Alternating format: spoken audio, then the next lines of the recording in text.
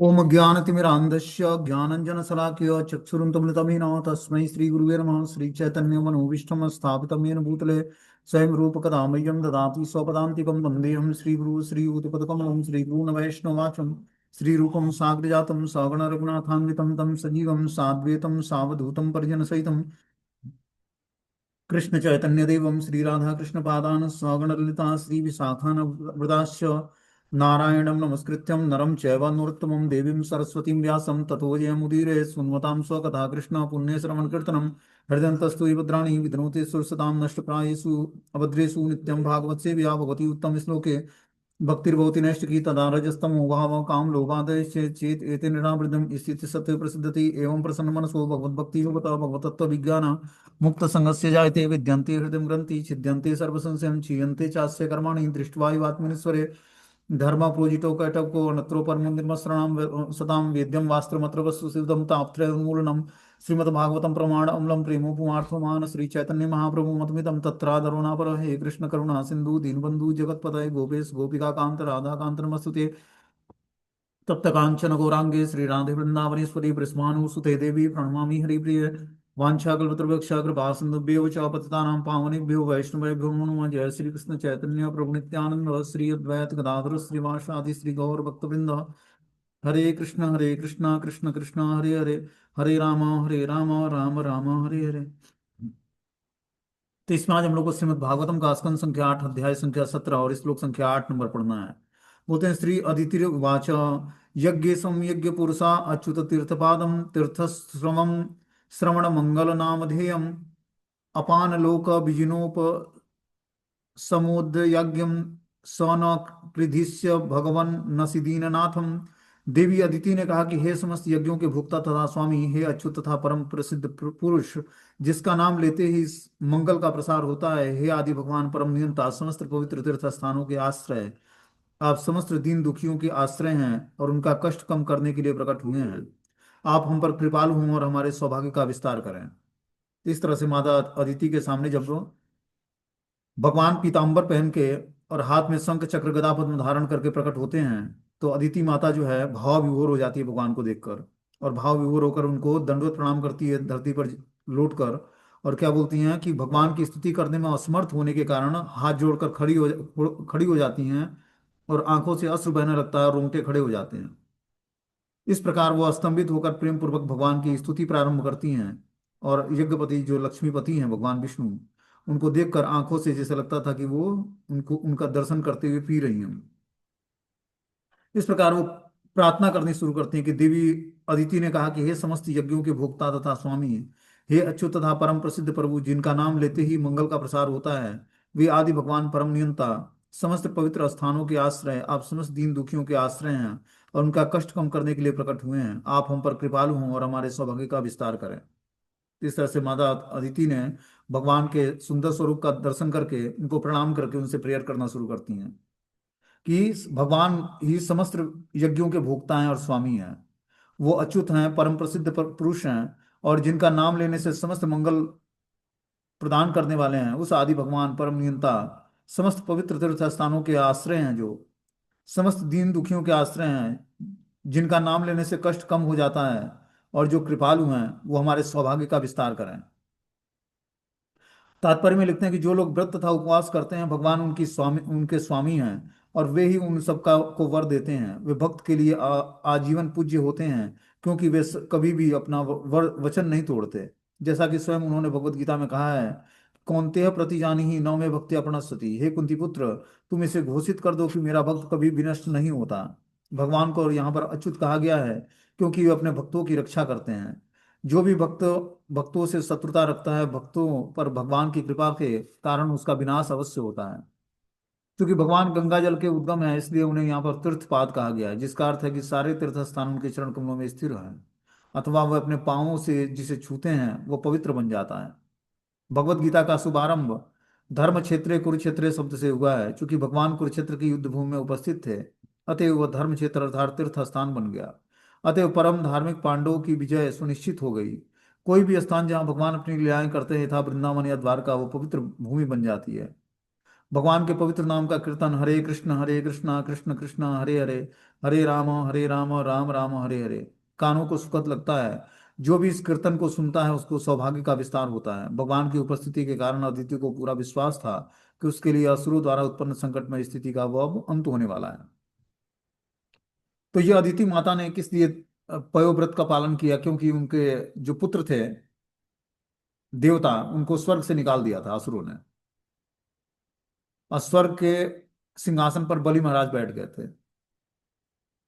तो उनके पास कोई रास्ता नहीं बचा, तो अपने पति जब उनके तपस्या से लौटते हैं तो उनसे प्रार्थनाएं करती हैं कि आप हमें कुछ उपाय बताइए।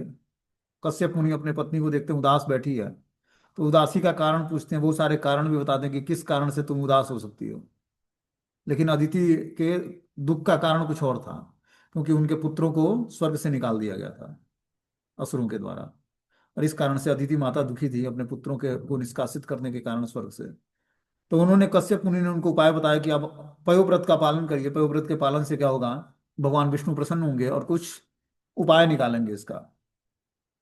तो पयोव्रत का पालन करती हैं वो, और उसके बाद भगवान यज्ञ पुरुष प्रकट होते हैं। हाथ में शंख चक्र गदा पद्म धारण करके, पीतांबर धारण किए भगवान जब प्रसन्न प्रसन्न होकर प्रकट होते हैं, तो अदिति माता पहले उनको प्रणाम करती है, फिर प्रेयर्स करना शुरू करती है। तो उसी प्रेयर्स में बताती हैं कि जो है, जो लोग व्रत तथा तपस्या करते हैं भगवान उनके स्वामी हैं, और वही उन सबको वर देते हैं।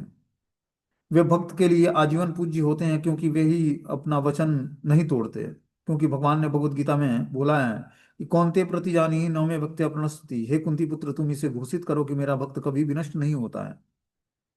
भगवान को यहाँ पर अच्युत कहा गया है, क्योंकि वे अपने भक्तों की रक्षा करते हैं। जो भी भक्तों से शत्रुता रखता है, भक्तों पर भगवान की कृपा के कारण उनका विनाश अवश्य होता है। तो अगर जो कोई व्यक्ति भक्तों से द्वेष रखता है, शत्रुता रखता है, तो उस व्यक्ति का विनाश हो जाता है।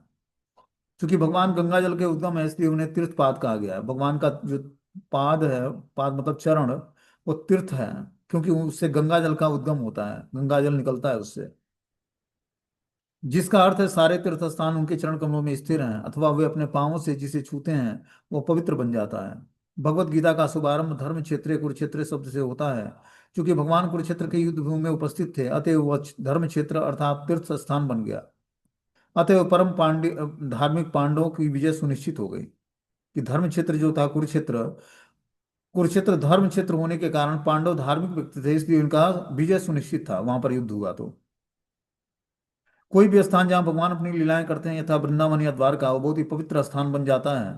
भगवान के पवित्र नाम का कीर्तन जो हरे कृष्ण महामंत्र है, कानों को सुखद लगता है। जो भी इसका कीर्तन करता है, सुनता है, उसका सौभाग्य का विस्तार होता है। भगवान की उपस्थिति के कारण अदिति को पूरा पूरा विश्वास हो गया कि उसके लिए असुरों द्वारा उत्पन्न संकट की स्थिति का अब अंत होने वाला है, क्योंकि भगवान प्रकट हो गए हैं। अगले प्रार्थनाओं में बोलते हैं, विश्वाय विश्व भवन स्थिति संयमायम स्वेरम गृहीत पुरुषक्ति गुणाय भुम्ने स्वस्थाय स्वस्वदुपबृहित पूर्ण बोधम व्यापादितात्म मौतम से हरे नमस्ते। हे प्रभु, आप सर्वव्यापी विश्वरूप, इस विश्व के परम स्वतंत्र सृष्टा, पालक और संहारक हैं। यद्यपि आप अपनी शक्तियों को पदार्थ में लगाते हैं, तो भी आप सदैव अपने आदि रूप में स्थिर रहते हैं और कभी उस पद से च्युत नहीं होते हैं, क्योंकि आपका ज्ञान अच्युत है और किसी भी स्थिति में सदैव उपयुक्त है। आप कभी मोहग्रस्त नहीं होते। हे स्वामी, मैं आपको सादर नमस्कार करती हूँ। तो यहाँ दूसरी प्रार्थना में कहते हैं अदिति माता भगवान से कि हे प्रभु, आप सर्वव्यापी विश्व रूप, इस विश्व में के परम सृष्टा, स्वतंत्र सृष्टा और पालक और संहारक हैं। भगवान ही इस समस्त विश्व के स्वतंत्र सृष्टा हैं, रचयिता हैं, पालन करता है और संहार करता है। वही अपना विस्तार जो है ब्रह्मा विष्णु महेश के रूप में करते हैं। स्वयं श्री नारायण जी विष्णु के रूप में पालन करते हैं, ब्रह्मा के रूप में सृष्टि का क्रिएशन करते हैं, और शिव के रूप में संहार करते हैं। यद्यपि आप अपनी शक्ति को पदार्थ में लगाते हैं, तो भी आप सदैव अपने आप आदि रूप में स्थित रहते हैं, कभी उस पद से च्युत नहीं होते हैं। भगवान इस भौतिक संसार में सब कुछ निर्माण करते हैं, ठीक है ना। सृष्टि स्थिति प्रलय सब कुछ भगवान करते हैं, लेकिन अपने अच्युत पद पर स्थिर होते हैं, क्योंकि आपका ज्ञान अच्युत है। किसी भी स्थिति में आप सदैव उपयुक्त हैं, कभी आप मोहग्रस्त नहीं होते। हे स्वामी, मैं आपको सादर नमस्कार करती हूँ। बोलते हैं चैतन्य चरितमृत में कहा गया कि सिद्धांत बलिया चित्ते ना कर अलस, या हईते कृष्ण लागे सुदृढ़ मानस। कि पूर्णतया कृष्ण भावनाभावित बनने के लिए प्रयासरत मनुष्य को चाहिए कि वह भगवान की महिमाओं का यथासंभव समझे। यहाँ पर अदिति उन महिमाओं की ओर संकेत कर रही है। यह विश्व भगवान की बहिरंगा शक्ति के अतिरिक्त और कुछ नहीं है। इसकी पुष्टि भगवत गीता में हुई है। मया तत्मिदं सर्वम। हम इस विश्व में जो कुछ भी देख रहे हैं वो सब भगवान की शक्तियों का प्रसार है। जिस प्रकार जगत के ऊपर फैली धूप या ताप सूर्य के विस्तार होते हैं, जब कोई भगवान की शरण में जाता है तो वह माया के प्रभाव को पार कर जाता है, क्योंकि परमेश्वर सबके हृदय में, विशेषतया भक्त के हृदय में स्थित रहने के कारण, पूर्णतया बुद्धिमान होने के कारण मनुष्य को वह बुद्धि प्रदान करते हैं जिससे वह फिर कभी मोह से ग्रस्त नहीं होता है। तो यहाँ पर बता रहे हैं कि पूर्णतया जब कृष्ण भावनाभावित बनने के लिए प्रयासरत मनुष्य को चाहिए कि वह भगवान की महिमाओं को यथासंभव समझे। और जो कोई पूर्णतया कृष्ण भावनाभावित होना चाहता है तो उसको क्या करना चाहिए? भगवान की महिमाओं को समझना चाहिए। कैसे? शास्त्रों के माध्यम से।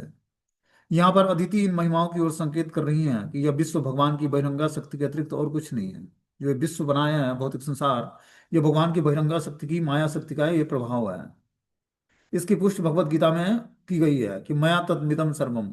हम इस विश्व में जो कुछ भी देखते हैं वह सब भगवान की शक्तियों का प्रसार है। मतलब भौतिक संसार हो या आध्यात्मिक संसार, भगवान से स्वतंत्र कुछ भी नहीं है। ठीक है ना? तो ये जो भौतिक संसार है ये भगवान की माया के द्वारा बनाई गई है। और हाँ, जिस प्रकार जगत के ऊपर फैली धूप तथा ताप सूर्य के विस्तार होते हैं, जब कोई भगवान की शरण में जाता है तो माया के प्रभाव को पार कर जाता है, क्योंकि परमेश्वर सबके हृदय में, विशेषतया भक्त के हृदय में स्थित रहने के कारण, पूर्णतया बुद्धिमान होने के कारण मनुष्य को बुद्धि प्रदान करते हैं। जब जीवात्मा भगवान की शरण ग्रहण करता है तो भगवान उसकी बुद्धि प्रदान करके क्या करते हैं? उसको मुंह के गर्त से छुड़ा लेते हैं। इस भौतिक संसार रूपी मुंह से उसको छुड़ाकर और अपने चरण कमलों की शरण प्रदान करते हैं। आगे अगले श्लोकों में प्रार्थनाएं करती हैं कि आयु परम बपुर अभिष्ट मौतुल्य लक्ष्मी घो भूरशाम सकल योग गुणा स्त्रीवर्गम ज्ञानम च केवल अनंत भवंतिम तुष्टात तत्व नृणाम किमु सपत्य जयादिरासिम। हे अनंत, यदि आप प्रसन्न हैं तो मनुष्य को ब्रह्मा जैसी दीर्घायु, उच्च मध्य और निम्न लोकों में शरीर, असीम भौतिक ऐश्वर्य, धर्म अर्थ तथा इंद्रिय तोषण, पूर्ण दिव्य ज्ञान और आठों युग सिद्धियां बड़ी आसानी से प्राप्त हो जाती हैं। अपने प्रतिद्वंदियों पर विजय प्राप्त करने की बात करना तो अत्यंत नगण्य उपलब्धि है। क्या बता रहे हैं यहाँ पर?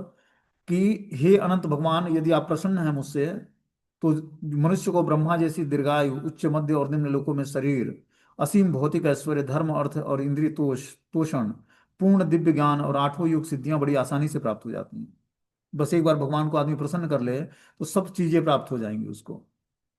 क्या? ब्रह्मा जैसी दीर्घायु प्राप्त हो सकती है, उच्च मध्य तथा निम्न लोकों में शरीर प्राप्त हो सकता है, असीम भौतिक ऐश्वर्य, जिस भौतिक ऐश्वर्य को पाने के लिए व्यक्ति जो है अथाह मेहनत करता है, वो भौतिक ऐश्वर्य भगवान यूं ही दे देते हैं। धर्म अर्थ तथा इंद्रिय तोषण की सारी वस्तुएं मिल जाएंगी। धर्म उसका रेगुलेट हो जाएगा, अर्थ मतलब इनकम का स्रोत, और इंद्रिय तोषण की सारी सुविधाएं मिल जाएंगी। पूर्ण दिव्य ज्ञान और आठों युग सिद्धियां बड़ी आसानी से प्राप्त हो जाती हैं। अपने प्रतिद्वंदियों पर विजय प्राप्त करने की बात करना तो नगण्य उपलब्धि है कि आपका जो प्रतिद्वंदी है, शत्रु है, उस पर विजय प्राप्त करना आपके लिए बहुत ही आसान हो जाएगा। जैसे हम देखते हैं ध्रुव महाराज के केस में क्या हुआ। ध्रुव महाराज को उनके पिता ने अपने गोद में बैठने नहीं दिया। सौतेली माता ने बोला कि जब तुम मेरे गर्भ से जन्म लोगे तब जाकर तुम्हें पिता की गोद में बैठने का सौभाग्य मिलेगा। अभी तुम जाओ भगवान से प्रार्थना करो और मेरे गर्भ में आओ, तब जाकर तुम्हें गोद में बैठने का चांस मिलेगा। तो उनकी जो सगी माँ है उनके पास जाते हैं, वो बताते हैं कि माता बोलती है कि अभी तू भगवान की प्रार्थना कर, भगवान से का भजन कर ले, और वो जब कृपा करेंगे तो जब मेरे गर्भ से जन्म लेगा तब तुझे पिता की गोद में बैठने का चांस मिलेगा। तो उसने बताया, उनकी माता ने, कि आपकी जो सौतेली माता है वो सही बता रही है, आपको भगवान की खोज करनी चाहिए। आपके पिता तो हमें दासी भी नहीं समझते हैं, तो आपको क्या करना चाहिए? भगवान की खोज करनी चाहिए, भगवान का भजन करना चाहिए, वही आपको उचित स्थान दे सकते हैं। तो 5 वर्ष का बालक जो है जंगल जाता है और क्या करता है, भगवान का, नारद मुनि मिलते हैं और उनसे मंत्र प्राप्त करके मधुवन में तपस्या करते, इसी वृंदावन में मधुवन है एक जगह, और तपस्या करके भगवान को प्रसन्न करते हैं। 6 महीने में भगवान का दर्शन हो जाता है। तो वही बता रहे हैं कि जो है भगवान असीम ऐश्वर्य दे सकते हैं। उनको क्या दिया भगवान ने? एक लोक ही दे दिया। सप्त ऋषि मंडलों के बीच में ध्रुव लोक है, जिसके सप्त ऋषि परिक्रमा करते हैं। 7 ऋषि हैं जो वो परिक्रमा करते हैं ध्रुव मंडल की। ऐसा लोक दिया भगवान ने। पहले बोला कि इस भौतिक संसार में तुम अपने पिता का राज्य का भोग करोगे, तुम्हारे सारे शत्रु, तुम्हारे जितने भी प्रतिद्वंदी हैं, सब पर विजय प्राप्त कर लोगे। और क्या करोगे? अंत में शरीर त्यागने के बाद आप ध्रुव लोक में जाओगे और वहां पर हमारी पूजा आराधना करते हुए राज्य भोग ध्रुव लोक में सुखपूर्वक निवास करोगे। इस प्रकार ध्रुव महाराज को क्या हुआ? भौतिक इच्छा लेकर गए थे, लेकिन क्या मिला उनको? ध्रुव लोक मिला। वहां आज भी भगवान का भजन करते हैं। और समस्त भौतिक संपदा और समस्त धर्म अर्थ काम और मोक्ष सारी चीजें उनको प्राप्त हुई। तो मात्र भगवान को प्रसन्न करने से सब कुछ प्राप्त हो सकता है। अब बिना भगवान का भजन किए अपना अस्तित्व आदमी बनाना चाहेगा तो इस भौतिक संसार में और फंसता जाएगा। इसीलिए दृढ़ता पूर्वक हमें भगवान की भक्ति में जुड़ना है। शुरुआत में हमारा एग्जाम देखो, हमारे भाग्य के अनुसार हमें लक्ष्मी आती है और मिलती है और चली जाती है। लेकिन जब कृष्ण अपना आप बागडोर संभालेंगे आपका, तब तो फिर पूछना ही नहीं है। तब तो फिर सब कुछ बहुत ही आराम से, बहुत ही कंफर्टेबल सब कुछ, हमारी सुविधाएं हमारे जीवन में आएंगी और हमें कुछ चिंता नहीं होगी। आगे बताने श्री सुक उवाच आदित्येव स्तुतो राजन भगवान पुष्करीक्षणम क्षेत्रम सर्वभूतानां मिति उवाच भारत। सुखदेव गोस्वामी ने कहा कि हे व्रतवंश में श्रेष्ठ राजा परीक्षित, जब अदिति ने सभी जीवों के परमात्मा कमल नयन की इस तरह से पूजा की तो भगवान ने इस प्रकार उत्तर दिया। तब सुखदेव गोस्वामी परीक्षित महाराज को बोलते हैं कि जब अदिति ने सभी जीवों के परमात्मा कमल नयन भगवान की इस तरह से पूजा की तो भगवान ने अब उत्तर देना शुरू करते हैं। क्या? श्री भगवान उवाच देव मात्र भवत्याम में विज्ञातम चिरकांक्षितम यत् सपत्ने हृतम श्रीणाम त्वचा बीतानम स्वधामतः। पूर्ण पुरुषोत्तम भगवान ने कहा कि हे देवताओं की माता, मैं तुम्हारी उस दीर्घ काल से इच्छित अभिलाषा को पहले ही समझ गया हूँ, जो तुम्हारे उस पुत्र के कल्याण के विषय में है, जो शत्रुओं द्वारा अपने समस्त ऐश्वर्य ऐश्वर्य से च्युत कर दिए गए हैं और अपने अपने घरों से खदेड़ दिए गए हैं।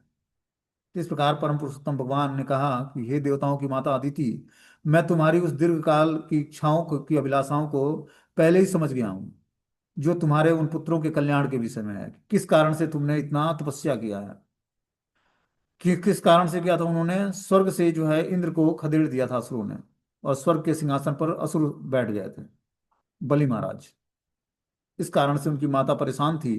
तो कश्यप उन्होंने उनको पयोव्रत के नियम बताए कि पयोव्रत का पालन करो और भगवान प्रकट होंगे और भगवान तुम्हारी इच्छाओं को तृप्त करेंगे।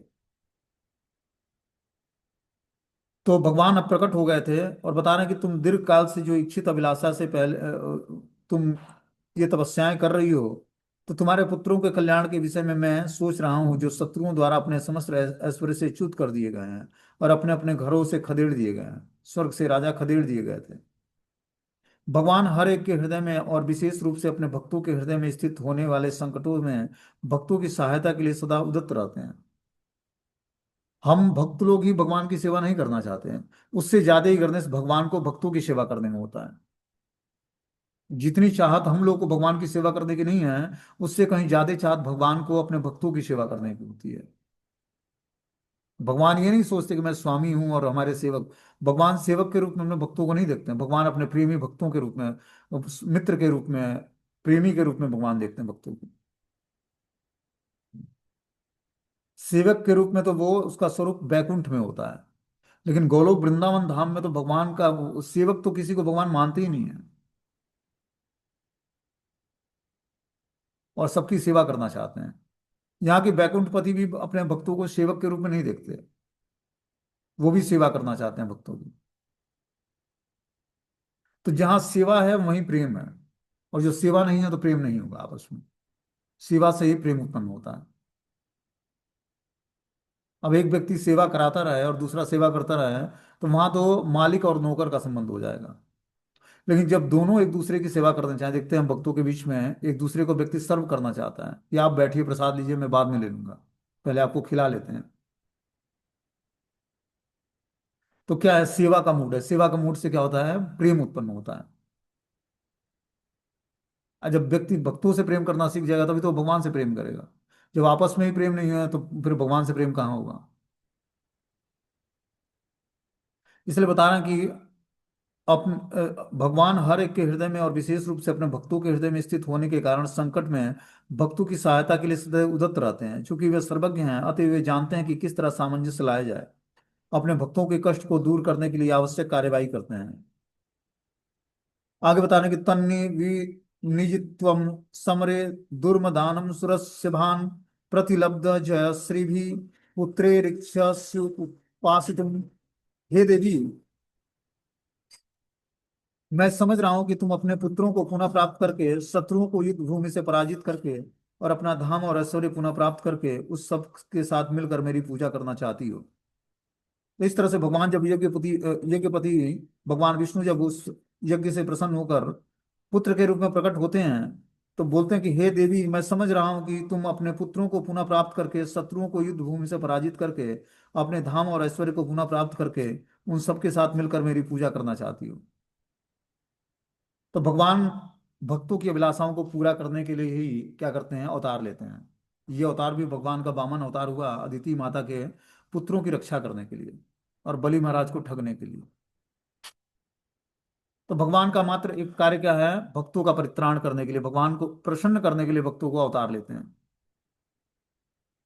और जब हम उनके अवतार की कथा पढ़ते हैं तो भक्त लोग क्या होते हैं, शुद्ध हो जाते हैं, उनको आनंद आता है। भगवान असुरों को मारने के लिए प्रकट नहीं होते हैं। असुर तो भगवान की शक्तियों के द्वारा मार दिए जाएंगे। भगवान बस भक्तों का परित्राण करने के लिए प्रकट होते हैं। और जब व्यक्ति उस कथाओं को सुनता है या पढ़ता है या उसको याद करता है, तो व्यक्ति के अंदर शुद्धिकरण होता है। इसीलिए श्रीमद् भागवतम की कथा क्या है, अमल पुराण है। अमल पुराण मतलब हमारे समस्त पापों को नाश करके और हमें अक्षय स्वीकृति देने वाला है, जो कभी विनष्ट नहीं होगा। और विश्वास इस बात का मानो कि व्यक्ति अगर जो पूरे जीवन पर श्रीमद् भागवतम पढ़ता और सुनता है, तो उसका जीवन बहुत ही सात्विक हो जाएगा। सात्विक मतलब बिल्कुल ही धर्म के अनुसार हो जाएगा। क्योंकि ये क्या करता है, श्रीमद् भागवतम की जो कथा है भगवान के, इसमें 24 अवतारों का वर्णन है और भगवान के सारे शुद्ध भक्तों का वर्णन है। जब हम शुद्ध भक्तों का चरित्र और भगवान के अवतारों का वर्णन सुनते हैं, तो निश्चित रूप से हमारी चेतना पवित्र हो जाती, शुद्ध हो जाती है। और हमारे हृदय में नैष्ठ की भक्ति जागृत होती है, राधा कृष्ण के प्रति प्रेम जागृत होता है। देखो, जो आचार्यों के द्वारा इस गौड़ी संप्रदाय में जो एक मेथड बताया गया है भक्ति का ग्रेजुअली ग्रोथ करने का, साधना भक्ति से रागानुगा भक्ति, रागानुगा भक्ति से प्रेमा भक्ति, ये ग्रेजुअली ग्रोथ करने का माध्यम है। हम अचानक सोचें कि राधा कृष्ण की नित्य लीलाओं में सहचरी अनुचरी बन जाएं, तो ये पॉसिबल नहीं है। ऐसा होता तो बहुत ही चीपली भक्ति होती, बहुत ही सस्ता हो जाता भक्ति। और भक्ति इतना सस्ता नहीं है। इतना जल्दी कोई अनुचरी और सहचरी और गोपी और मंजरी नहीं बनता है भगवान की लीलाओं में। और वो शास्त्र प्रमाणिक नहीं होता है जो रास्ता वो बताया जाता है। शास्त्र प्रमाणिक यही है कि हम पहले भगवत गीता भागवतम के अनुसार जीवन जीना शुरू कर दें। अभी हमारे अंदर भोग की बहुत सारी इच्छाएं हैं। और होता क्या है कि अगर जो हम भोग की इच्छाओं को तृप्त करते हुए धीरे धीरे भगवान की भक्ति में ग्रेजुअली ग्रोथ करते हैं, तो भोग की इच्छाएं हमारे अंदर से समाप्त हो जाती हैं। और वो जो प्रेम उत्पन्न होगा वो सेंटिमेंटल नहीं होगा, वो पूर्ण रूपेण हृदय से भगवान के लिए भाव प्रकट होगा। क्योंकि हमने शुद्ध भक्ति को जाना और शुद्ध भक्ति को करने का एक मेथड हमने अपनाया। और जो ऐसा नहीं होता तो इतने सारे चैतन्य महाप्रभु के 6 गोस्वामी भक्त लोग थे, शिष्य थे, जिन्होंने वृंदावन लुप्त हो गया था भगवान के जाने के बाद। सब जो है झाड़ियों से ढक गया था, सारी लीला स्थली सब कुछ लुप्त हो गया था। फिर 6 गोस्वामियों ने वृंदावन को स्थापित किया और ब्रज भक्ति को प्रचारित किया अपने शास्त्रों के माध्यम से, जो कि हमारे संप्रदाय के आचार्य हैं, शिला रूप गोस्वामी, सनातन गोस्वामी। और इनकी समाधि आज पूरे वृंदावन धाम में प्रसिद्ध है। इनकी जो टीचिंग्स है वो वृंदावन धाम की उपासना के लिए सर्वोत्कृष्ट, राधा कृष्ण की जो माधुरी लीलाएं हैं उसका सर्वोत्कृष्ट उपासना का मेथड बताया गया है उसमें। तो कहने का तात्पर्य यह है कि हमें ये जानना पड़ेगा कि हम बहुत ही सुरक्षित जगह पे हैं, इसमें भटकाव नहीं। देखो, जिस कोयले की दुकान में या फिर रोल्ड गोल्ड का जो आभूषण होता है उसमें भीड़ बहुत होती है, लेकिन ओरिजिनल चीज नहीं मिलता वहां पे। ये जानना पड़ेगा। जो इस संप्रदाय के माध्यम से हमें ये जो धरोहर मिला है, भक्ति करने का जो मेथड मिला है आचार्यों के द्वारा, बहुत ही गोपनीय और बहुत ही सर्वोत्कृष्ट।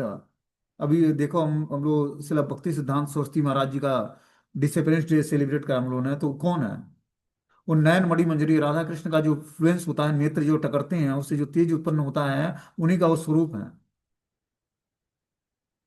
रूप गोस्वामी जो भगवान श्री चैतन्य महाप्रभु के नित्य सिद्ध पार्षद हैं, वो रूप मंजरी हैं। मंजरी मतलब भगवान की जो राधा कृष्ण की जो नित्य लीलाएं होती हैं, उसमें छोटी जो बालिकाएं होती हैं मंजरी कहलाती हैं, जो 5 साल की या 6 साल की होती हैं। और जो प्रोण होती हैं गोपियां कहलाती हैं। उन्हीं को अनुचरी या सहचरी जो भी बोलते हैं। तो बहुत ही इंपॉर्टेंट रोल में ये सब आचार्य भगवान के द्वारा भेजे जाते हैं, धर्म की स्थापना मतलब भक्ति की स्थापना करते हैं और फिर नित्य लीला में चले जाते हैं। तो ऐसे उत्कृष्ट परंपरा में हम लोग को इस परंपरा का इंपॉर्टेंस नहीं पता है, इसलिए हमें हमारा भटकाव नहीं बंद होता है। और बहुत ही सीरियस है भक्ति का जो पार्ट है, वो सीरियस बहुत है।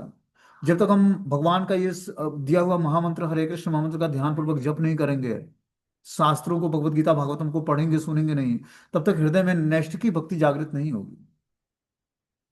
और भक्ति तुरंत सेंटिमेंटली हम सोचे कि राग मार्ग की भक्ति को अपना लें, वृंदावन धाम की भक्ति को अपना लें, ये संभव नहीं है। हाँ, कोई एलिवेटेड आचार्य होता है, वो उसके हृदय में वो भक्ति है तो वो भक्ति प्रदान कर सकता है। लेकिन भक्ति को टिकाने के लिए देखो, हमने कल क्या बताया था कि शेरनी का जो दूध होता है वो सोने के पात्र में टिकता है, अन्य पात्रों को गला देगा वो।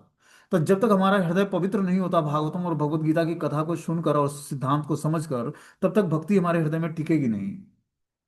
हम राग मार्ग की भक्ति को तो स्वीकार कर लेंगे, 2-4 महीने अच्छा भी लगेगा, वैरागी भी आ जाता है भक्तों के अंदर, लेकिन फिर छोड़ के भाग जाते हैं। क्यों? क्योंकि स्टेबिलिटी नहीं आई। जैसे व्यक्ति एक पैर अपने पहले स्टेप पे रखता है, फिर उस पर जमाता है, फिर दूसरे स्टेप पर पैर रखता है, उसी तरह भक्ति में है जो ग्रेजुअली हमें क्रमिक विकास करना है। अपनी रिस्पॉन्सिबिलिटी को कैरी करना है, माता पिता भाई बहन दोस्त मित्र पति पत्नी की सेवा के साथ साथ धीरे धीरे भक्ति को अपने जीवन में अंग बनाकर और उस ग्रेजुअली ग्रोथ करना है उसमें, कि हमारे अंदर स्टेबिलिटी आए भक्ति को लेकर। अचानक हम किसी चीज को भाव भक्ति को प्राप्त नहीं कर सकते हैं। पहले साधना भक्ति के स्टेज को दृढ़ता से पालन करना पड़ेगा, फिर राग मार्ग की भक्ति हमारे अंदर हृदय में जागृत होगी। 5 रसों में भगवान से आदान प्रदान शुरू होगा, वो है वृंदावन की भक्ति। तो साधना भक्ति में जब सिद्धि की अवस्था प्राप्त करेंगे तब हम राग मार्ग की भक्ति को स्वीकार करेंगे। ड्रेस चेंज कर लेने से, येलो या सेफ्रॉन पहन लेने से भक्त नहीं होता व्यक्ति। भक्त क्या है? हृदय का हृदय से ट्रांसफॉर्मेशन है। राधा कृष्ण का निवास स्थान जो हृदय बन जाता है, उसी में राधा कृष्ण निवास करते हैं। ड्रेस बदल लेने से कोई भक्त नहीं बनता है। इसलिए बहुत ही समझदारी से इस रास्ते पर चलना है, सोच समझ के चलना है। जहाँ पे हैं हम लोग बहुत ही सुरक्षित हैं। और ये परंपरा आज से नहीं है, ये साक्षात स्वयं भगवान कृष्ण ने ब्रह्मा जी को, ब्रह्मा जी ने नारद मुनि को, नारद मुनि ने व्यास देव को, ये ज्ञान क्रमिक एक गुरु परंपरा से आ रही है। और 4 संप्रदाय शास्त्र द्वारा प्रमाणिक है। आज कोई आचार्य वृंदावन में इस तरह से बहुत सारे लोगों को भीड़ इकट्ठा करके और दीक्षा देकर, और अभी देखो एक भागवताचार्य, कहना नहीं चाहिए, वृंदावन के भागवताचार्य थे, श्री संप्रदाय के, गृहस्थ आश्रम स्वीकार किया, धोखे से उनको जो है, एक विवाहित स्त्री थी, उसने फंसाकर फिर से दोबारा विवाह कर लिया उनसे। और वो दीक्षा देते थे और क्या क्या करते थे, बहुत ऐश्वर्यमय बातें करते थे, लेकिन उस बात को स्वयं स्वीकार नहीं किया उन्होंने। और आज हजारों की संख्या में उनके भक्त लोग हैं, फॉलोवर हैं। आज क्या स्थिति है कि सब जो है गाली दे रहे हैं। श्रील रूप गोस्वामी ने बताया कि गुरु की पोस्ट को संभालने वाले व्यक्ति के अंदर क्वालिफिकेशन क्या होना चाहिए, कि वाचो वेगम मनसा क्रोध वेगम जिह्वा वेगम उदर उपस्थ वेगम इतान वेगान विषेत धीरा। तो ऐसा व्यक्ति जो है पृथ्वी पर शिष्य बना सकता है, जिसका वाचो वेगम मतलब वाणी का वेग कंट्रोल हो, मनसा क्रोध वेगम मन और क्रोध का वेग कंट्रोल हो। जब तक व्यक्ति गोस्वामी लेवल पर नहीं आता है, तब तक उसको दीक्षा देने का राइट्स नहीं मिलता है। और दीक्षा देने का राइट्स प्रॉपर गुरु परंपरा के अंतर्गत उसको गुरु की गद्दी पर बैठाया जाता है। उस व्यक्ति से जब हम दीक्षा लेंगे, तब हमारा जीवन का 4 संप्रदाय जो बताया गया है शास्त्रों में प्रमाणिक, पहला है ब्रह्म माधव गौड़ी संप्रदाय जो अपना संप्रदाय है। दूसरा है राधा वल्लभ संप्रदाय जो भगवान शिव से संप्रदाय चला आ रहा है। ये राधा वल्लभ श्री हरिवंश नहीं है, राधा वल्लभ संप्रदाय जो भगवान शिव से आ रहा है, जिसके आचार्य हुए वल्लभाचार्य। तीसरा है श्री संप्रदाय जिसके इष्ट आराध्य माता लक्ष्मी है, जो भगवान श्री नारायण की पूजा करती हैं। उससे एक संप्रदाय है। चौथा है निम्बार्क संप्रदाय, जो कौमार्य संप्रदाय है। जब इस चार संप्रदायों में हम किसी प्रामाणिक संप्रदाय में दीक्षा लेकर और गुरु मंत्र लेकर उससे जब जाप करते हैं, तब धीरे धीरे हमें भगवान की अनुभूति होती है। राधा कृष्ण के श्री चरणों की उगल उपासना मंत्र से जब हम उपासना करेंगे, तब जाकर हम धीरे धीरे जो है भगवान की भक्ति को जान पाएंगे। जो चीजें प्रामाणिक हैं वो प्रामाणिक हैं, उसमें भटकाव नहीं आना चाहिए। हम लोग बहुत ही सही बात पर हैं, सही ट्रैक पर हैं। अपने संस्थान के जो ये संप्रदाय के डिवोटीज को लोग मोटिवेट करके अपने वहाँ मिलाते हैं, उसके बाद उसका जीवन खराब हो जाता है। मैं प्रैक्टिकली यहाँ पर देख रहा हूँ वृंदावन धाम में रहकर। तब मैं आप लोगों से बताना चाहता हूँ कि हाथ जोड़ के रिक्वेस्ट है, ऐसे भीड़ इकट्ठा देखकर आप लोग कहीं भी डेविएट मत हुआ करो। 8-10 फॉलोअर बन जाते हैं, आगे पीछे घूमने लगते हैं। हमें लगता है कि वही रसमय उपासना है, क्योंकि बहुत बड़ा बढ़िया संगीत हो रहा है।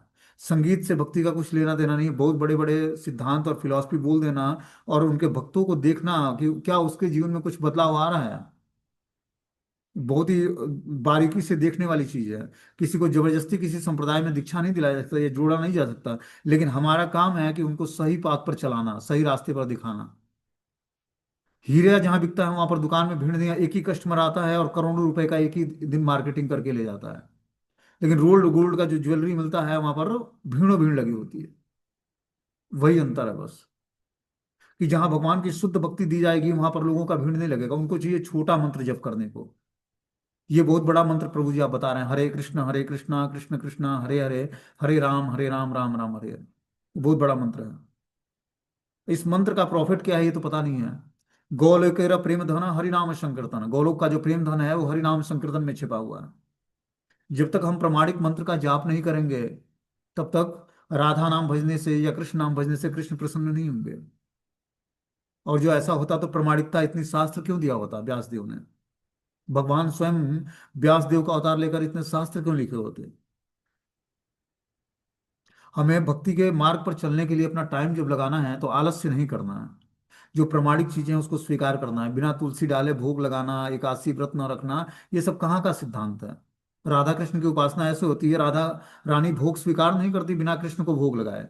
और बिना तुलसी पत्र डाले कृष्ण को भोग नहीं लगता। ये शास्त्र की बातें मैं अपने काल्पनिक मोटिवेशन से नहीं बता रहा हूँ। और जो भगवान को भोग लगाना है, तो राधा रानी उचिष्ट प्रसाद खाती है कृष्ण का। राधा रानी स्वयं भोग स्वीकार नहीं करती है। वो जब तुलसी पत्र डालकर भगवान कृष्ण को भोग लगाती, स्वयं राधा रानी कुकिंग करके भगवान को भोग लगाती हैं, और वो प्रसाद के रूप में स्वीकार करती हैं। तो तोड़ मरोड़ कर सिद्धांतों को पेश करना कि जो भी मंत्र मिले, जो भी आपके इष्ट आराध्य हैं, दुर्गा देवी, सूर्य देव, राधा कृष्ण या हनुमान जी, जो भी है उन्हीं का मंत्र जाप करो, सब एक ही है, ये किसी भी सिद्धांत में देवी देवता अलग है, भगवान अलग है। सिद्धांत को हमें शास्त्रों के माध्यम से समझकर सही ट्रैक पर अपने जीवन को चलाना पड़ेगा, नहीं तो जीवन बेकार हो जाएगा। भक्ति भी नहीं मिलेगी और भौतिक जीवन भी नष्ट हो जाएगा हमारा। दाढ़ी बाल बढ़ाने से वैराग्य उत्पन्न नहीं होता है। वैराग्य हृदय की स्थिति है, वो भक्ति से प्राप्त होती है। भगवान ने भगवत गीता में अष्टांग योग का पालन बताया, ध्यान योग बताया, ज्ञान योग बताया, लेकिन भक्ति योग को सुपीरियर बताया। क्या करना है? चैंटिंग, डांसिंग और फिस्टिंग।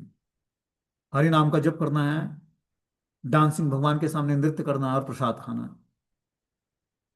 इस बात को माना, स्वयं भगवान श्री चैतन्य महाप्रभु की स्थिति क्या है कि स्वयं राधा रानी ही भगवान श्री कृष्ण राधा रानी के भाव और महा अंग क्रांति को स्वीकार करके श्री चैतन्य महाप्रभु के रूप में आते हैं, जिन्होंने इस महामंत्र को उद्घाटित किया है। और इसका पूरा पूरा शास्त्र प्रमाण है। ऐसा नहीं कि कोई श्री चैतन्य महाप्रभु को यूं ही भगवान मानता है। शास्त्रों द्वारा प्रमाणिक है। कृष्ण चैतन्य महाप्रभु स्वयं राधा कृष्ण के मिलित रूप है। तो इतना सुटेबल व्यवस्थित एक संप्रदाय मिला हमें, उसके बाद भी हमारा भटकाव बंद नहीं हो रहा है। इसका मतलब हमने भक्ति को समझा नहीं तत्व से। भगवत गीता श्रीमद् भागवतम एक प्रमाणिक शास्त्र है। उस शास्त्रों को पढ़कर जब हम अपने जीवन में धारण नहीं करेंगे, तो फिर हमारा भटकाव बंद नहीं होगा। और एक जन्म नहीं, हमने कई जन्मों को हम यूं ही नष्ट कर लेंगे। समझ रहे बात को? इसलिए बहुत ही सावधानी पर, भक्ति का रास्ता बहुत ही खतरनाक रास्ता भी है। यहाँ भटकाव बहुत है। माया का ऐसा ऐसा प्रकोप प्रलोभन आएगा, आपको लगेगा यहाँ तो कुछ रस ही नहीं आ रहा है। और बाबा जी हमें तुरंत सहचरी और अनुचरी बना देते हैं। राधा कुंड पर जाओगे आप लोग, तो एक एक बाबा ऐसे हैं कि वो पुरुष को स्त्री बना देंगे सब। कि तुम राधा कृष्ण की नित्य लीलाओं में ये तुम्हारा स्वरूप है। ऐसे ऐसे तंत्र मंत्र विद्याएं हैं, आप सुनकर हैरान हो जाओगे। और पूरे जीवन उसको बगुला भगत बोला जाता है, कि जब मछली पकड़नी होती है तो वो भगवान का ध्यान करता है, और ज्यों ही मछली आया त्यों ही मछली को अपने चोंच से पकड़ता है और खा जाता है। वो होता है बगुला भगत। तो हमें बगुला भगत नहीं बनना है। हमें शास्त्रों के प्रामाणिकता के अनुसार गुरु स्वीकार करना है, प्रमाणिक पाथ पर चलना है, अपने टाइम को इन्वेस्ट करना है भक्ति में। तो बहुत ही सोच समझ कर इस रास्ते पर चलना है, तब हमारा भटकाव बंद होगा भौतिक संसार से। यूं ही कोई जीवात्मा छूट कर भगवान के धाम में जाकर और गोपी भाव और मंजरी भाव नहीं प्राप्त करता। साधना भक्ति से रागानुगा भक्ति, रागानुगा भक्ति से प्रेमा भक्ति, ये आचार्यों ने जो मेथड बताया अपने शास्त्र और संप्रदाय में, उस रास्ते को फॉलो करना पड़ेगा। टाइम लगेगा, लेकिन जो मिलेगा सॉलिड मिलेगा। जैसे दूध से बर्फी बनाया जाता है तो उसको क्या, पहले बहुत गर्म किया जाता है, जलाया जाता है, उसको पिघला, रगड़ा जाता है, मथा जाता है, तब जाकर। इसी तरह जब तक हृदय का मंथन नहीं होगा तब तक सारे काम क्रोध लोभ मद मात्सर्य, गुरु जी हमारे हो सकता है कृपा करके 2-4 दिन के लिए दबा दें, लेकिन फिर से प्रकट हो जाएगा वो। इसीलिए साधना भक्ति के नियम को पालन करने के लिए आचार्य बताते हैं कि आप दृढ़ता पूर्वक साधना भक्ति के नियमों का पालन करो। इन बाबाओं के पास योग सिद्धियां और साधना और जो बहुत बड़ी तपस्याएं करके इधर उधर गंगा यमुना का भ्रमण करके सिद्धियां इकट्ठा हुआ है। उस सिद्धियों का चमत्कार से बहुत कुछ प्राप्त हो जाता है, और उसी को व्यक्ति भगवान की भक्ति मान लेता है और उसको अपना भगवान मानने लगता है। यही मूर्खता है समाज में, और इसीलिए जानते हो सब भी भ्रष्टाचार का पालन कर रहे हैं। इसीलिए जो प्रमाणिक शास्त्र के अनुसार जो नियम सिद्धांत बताए गए हैं, उस प्रमाणिकता को हमें स्वीकार करना पड़ेगा। अपने संप्रदाय के सारे ग्रंथों को, हमारे ही संप्रदाय के सारे ग्रंथों को उन्होंने चेंजेस कर करके अपना नाम दे दिया। और क्या हुआ, जिस ग्रंथालय में, जिस शॉप शॉप में अपने ग्रंथ हमारे बिकते थे, उसी ग्रंथों को उन्होंने शिष्य बना लिया, और हमारे सारे ग्रंथों को लुप्त कर दिया वहां से, वृंदावन धाम से। और मैं क्या बताऊं। लेकिन आचार्यों के ग्रंथ इतने जल्दी लुप्त होने वाले नहीं है। सारे अपने संप्रदाय के सारे ग्रंथ जो हैं सुरक्षित हैं, जो पढ़ने वाले लोग हैं उनके पास है। तो हमें इस बात पर नहीं चलना। ऐसे कलयुग में बहुत सारी चीजें आएंगी, जो ओरिजिनल चीजें देगा उसके पास भीड़ कम होगी, और जो इधर उधर की सिद्धियां लेकर जो है एक और भी एक सिद्धि देते हैं, महान भक्त हैं हनुमान जी के। तो इन बाबाओं के चक्कर में हमें नहीं पड़ना है। मैं आपको, हम सबको इस बात को समझना पड़ेगा कि गुरु शिष्य परंपरा में जो प्रमाणिकता के अनुसार हमें, गीता भागवतम के अनुसार, जो ग्रंथ के अनुसार हमें रामायण महाभारत भगवत गीता श्रीमद् भागवतम के अनुसार जो एक शिक्षा पद्धति मिली है, जो सिद्धांत मिले हैं, उस रास्ते को हमें स्वीकार करना पड़ेगा, तभी हमारा कल्याण होगा। ठीक है ना। तो हमें अपने भटकाव को बंद करना पड़ेगा, और एक मूड में आकर भगवान की भक्ति को स्वीकार करना पड़ेगा। ठीक है, ये मीटिंग